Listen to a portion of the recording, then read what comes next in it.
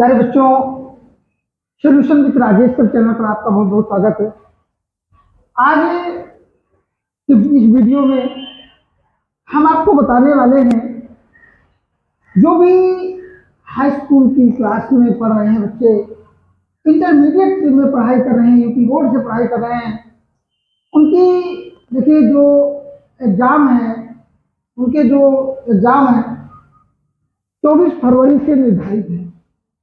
और आज की क्लास में हम महामैराथन, यानी महामैराथन का मतलब क्या है कि बहुत ही कम समय में बहुत कुछ आपको बता दिया जाए, वही है महामैराथन।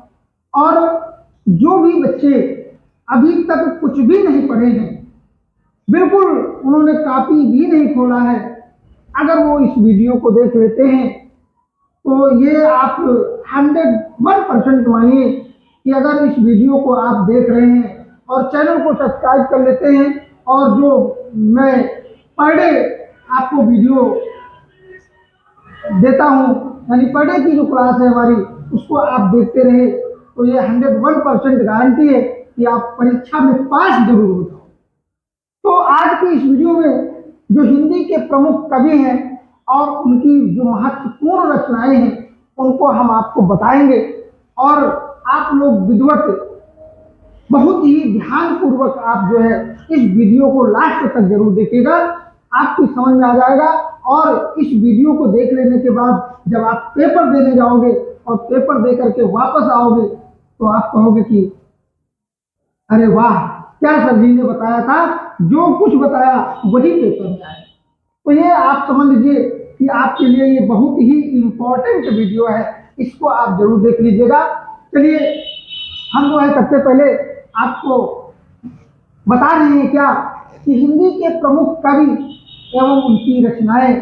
सबसे पहले हम लेते हैं क्या, सूरदास जी को। और सूरदास जी जो भक्ति काल के कवि हैं। देखिए, जितने भी दास हैं, हम जो है रचनाओं के साथ साथ और भी कुछ डिटेल में बताते चलेंगे, आप नोट करते चलिएगा, जो आपके जो है क्वेश्चन पेपर में इसमें से प्रश्न जरूर बनेंगे। देखिए, तो हम बता रहे थे कि जितने दास हैं सभी जो है भक्ति काल के कवि हैं, ठीक है। चाहे वो सूरदास हैं, तुलसीदास हैं, कबीर दास हैं, नानक दास हैं, जितने भी दास हैं, संत रविदास हैं, ठीक है। तो ये सभी जो है भक्ति काल के कवि हैं। और भक्ति काल को पूर्व मध्य काल भी कहा जाता है, यानी पूर्व मध्य काल कहते हैं उसको। तो भक्ति काल को, तो अब यहाँ पर सूरदास की जो है हम रचनाएं देख लेते हैं, कौन कौन सी इनकी रचनाएं हैं, जो इम्पोर्टेंट रचनाएं उनको आज के इस वीडियो में हमने सेलेक्ट किया है। सबसे पहली रचना है क्या, सूर सागर। सूर सागर, उसके बाद में है सूर सारावली, और फिर है साहित्य लहरी, और फिर क्या है, सूर पचीसी। सूर सागर, सूर सारावली, साहित्य लहरी और सूर पचीसी। देखिए, यहाँ पर इनकी जो तीन रचनाएं हैं जिसमें सूर लगा हुआ है। सूर सागर, सागर का मतलब है सूरदास। साहित्य लहरी में सूर नहीं लगा हुआ है, लेकिन ये भी सूरदास की रचना है। और सूर सारावली, इसमें भी सूर लगा हुआ है सारावली के पहले। तो सूर सागर, सूर सारावली और सूर पचीसी, इससे आप जो है गेस कर सकते हैं कि ये सूरदास की रचनाएं हैं, ठीक है।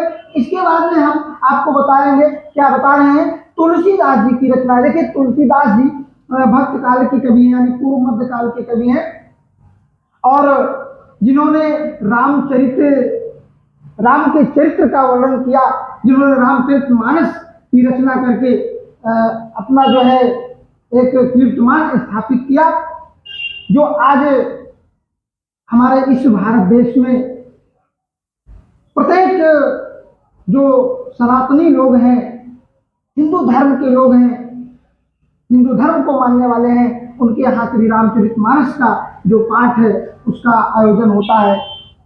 और इनकी रचनाएं हम देख लेते हैं, क्या है कि रामचरितमानस जो इनका महत्वपूर्ण काव्य है, महाकाव्य कह लीजिए, और कवितावली, गीतावली, दोहावली, विनय पत्रिका, जानकी मंगल और पार्वती मंगल, ये इनकी महत्वपूर्ण रचनाएं हैं। इसके बाद में दोस्तों हम आगे बढ़ेंगे और अगला जो अगले कवि हैं वो है मलिक मोहम्मद जायसी। मलिक मोहम्मद जायसी जो अपने इसी अमेठी जिले के जो जायस नगर है वहीं के ही रहने वाले थे और इनका जायस में मकबरा भी मतलब बना हुआ है इनके।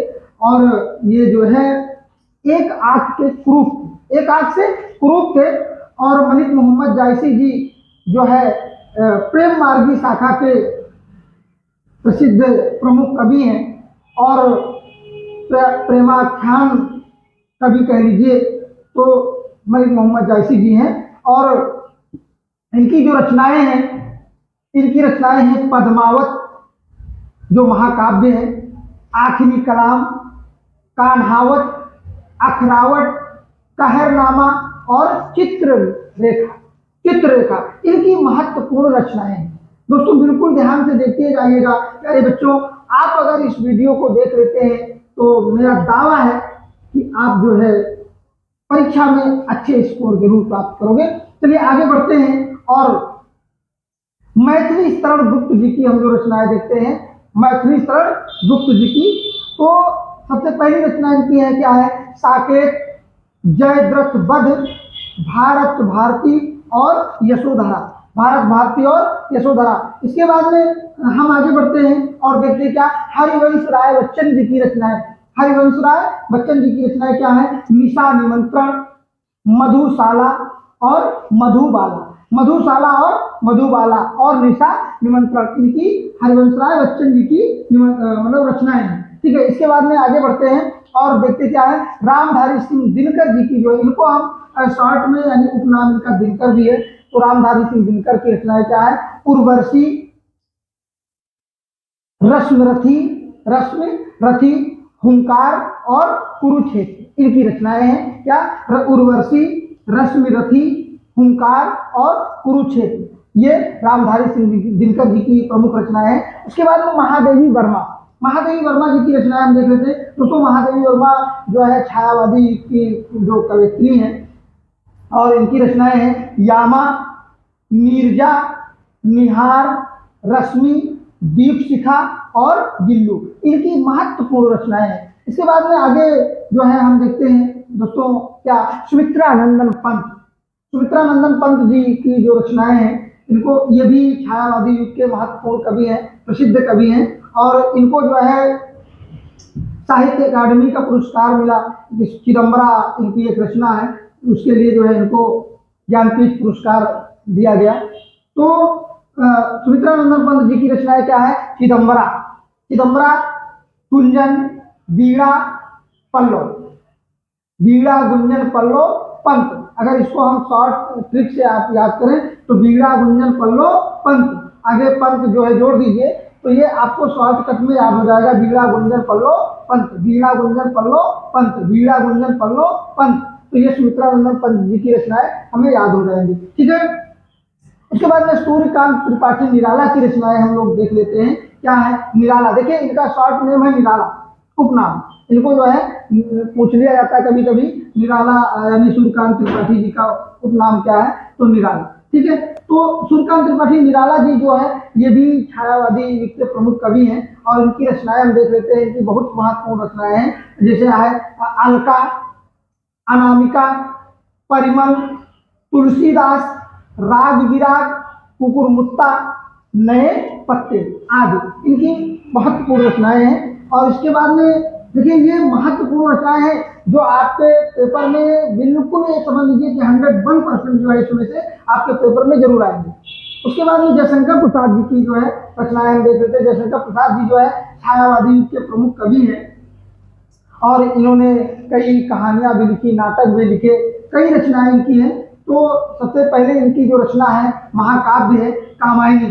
ठीक है, कामायनी इनका जो है महाकाव्य है। उसके बाद में आंसू, झरना, लहर, आंसू, झरना, लहर, अजात शत्रु। देखिए इनके नाटक हैं अजात शत्रु, स्कंद गुप्त, ध्रुव स्वामिनी, है ना, तितली, कंकाल, इरावती, ये इनके जो है प्रसिद्ध रचनाएं इनकी।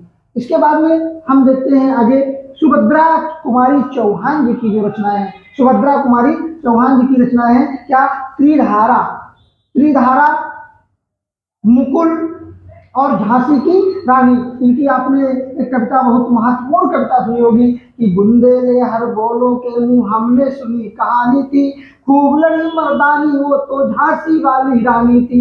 आपने सुना होगा, बच्चे बहुत इसको पढ़ते थे, पढ़ते हैं आज भी। तो सुभद्रा कुमारी चौहान जी की जो रचनाएं हैं, त्रिधारा, मुकुल और झांसी की रानी, ये इनकी रचनाएं हैं दोस्तों। अब इसके बाद में आगे हम बढ़ते हैं, सोहन लाल द्विवेदी जी की जो रचनाएं, महत्वपूर्ण रचनाएं हैं क्या? मुक्ति गंधा, मुक्ति गंधा, कुणाल, युगधारा और दूध बतासा। ठीक है, आप जो है इस वीडियो को पूरा जरूर देखिएगा, तभी आपको समझ आएगा। ठीक है, मुक्ति गंधा, कुणाल, युगधारा, दूध बतासा, ठीक है, इनकी महत्वपूर्ण रचनाएं हैं। और उसके बाद में माखन लाल चतुर्वेदी जी की जो रचनाएं हैं उनको आप देख लीजिए। माखन लाल चतुर्वेदी जी की रचनाएं कि बंदी और कोकिला, कौन सी? बंदी और कोकिला, पुष्प की अभिलाषा, हिम तरंगिणी, पुष्प की अभिलाषा, हिम तरंगिणी, पुष्प की अभिलाषा, जो इनकी महत्वपूर्ण कविता है। चाह नहीं मैं सुरबाला के, है ना, गहनों में गूंथा जाऊं, बहुत ही प्यारी इनकी रचना है।